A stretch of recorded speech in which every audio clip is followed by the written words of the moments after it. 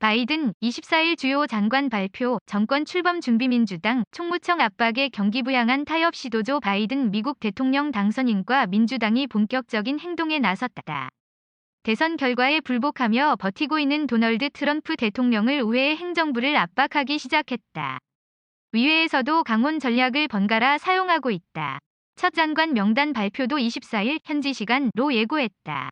한껏 속도를 끌어올리는 모양새다. 반면 트럼프 대통령은 측근 반발 분열로 힘이 빠지고 있다. 론 클레인 차기 백악관 비서실장 내정자는 22일 미 ABC 방송 인터뷰에서 이번 주 화요일 24일 당선인의 첫 내각 임명을 보게 될 것이라고 말했다. 앞서 바이든 당선인도 19일 회견에서 추수감사절 26일 이전에 재무장관을 발표할 것이라고 말했다. 외교안보 분야를 책임질 국무국방장관 인선도 이때 이뤄질 가능성이 높다. 미 블룸버그 통신은 이날 국무장관의 토니 블링컨 전 국무부 부장관, 백악관 국가안보보좌관의 제이크 설리번 전 부통령 안보보좌관이 내정됐다고 보도했다.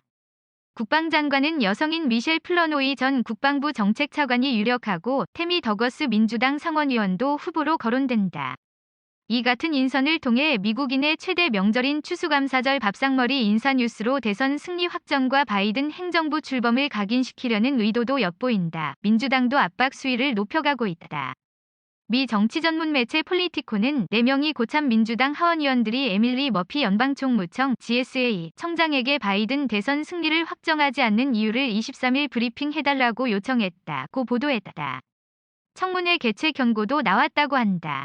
게리 피터스 민주당 상원의원과 40명의 동료 의원도 서한을 보내 설명을 요청했다.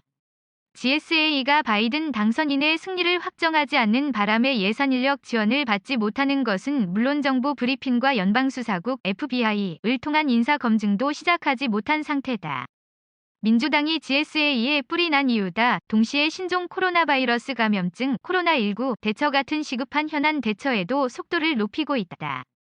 미 일간 뉴욕타임스 NYT는 바이든 당선인 자문단이 내년 초 미국 경제 더블딥 이중 침체 가능성을 경고하며 민주당 지도부의 코로나19 경기 부양안 조기 통과를 요청했다고 전했다.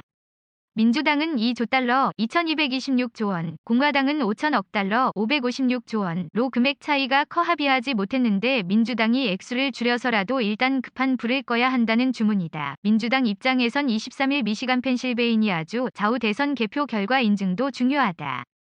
여기서 큰 문제 없이 승리가 확정되면 트럼프 대통령이 불복할 명분이 줄어드는 만큼 그 이유를 본격적으로 대비하는 차원이기도 하다. 트럼프 대통령은 이날도 주요 20개국 G20 정상회의 참석 후 이틀 연속 골프를 쳤다. 그러나 측근으로 꼽히는 크리스 크리스티 전 뉴저지 주지사는 불복 소송을 끝내야 한다며 솔직히 말해 대통령 법률팀의 행동은 국가적으로 망신이라고 지적했다. 케빈 크레이머 공화당 상원의원도 이제 정권 이양을 시작할 때가 됐다고 밝혔다. 동시에 트럼프 캠프 측은 개표 시스템 부정 의혹을 제기해왔던 시드니 파월 법률고문을 배제했다.